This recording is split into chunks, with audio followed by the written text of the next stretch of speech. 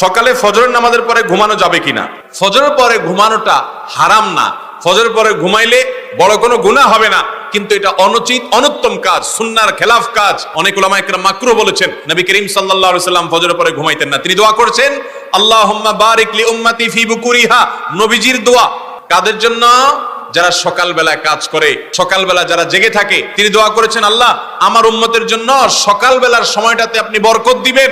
এই জন্য যে ছাত্র সকালে পড়ে, যে ব্যবসায়ী সকালে ব্যবসা করে, যে কর্মজীবী সকালে কাজ করে, তার জীবনে বরকত নেমে আসে। দুপুরে ঘুমের কথা নবীজি সাল্লাল্লাহু আলাইহি সাল্লাম বলেছেন।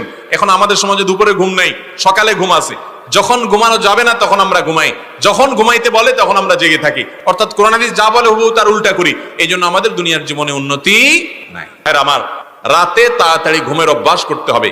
আমি প্রায় সময় বলি এই আমলটা বড় কঠিন হয়ে গেছে। আমরা অন্য অনেক আমল করতে রাজি আছি, রাতে তাড়াতাড়ি শুইতে চেষ্টা করবো তো ইনশাআল্লাহ।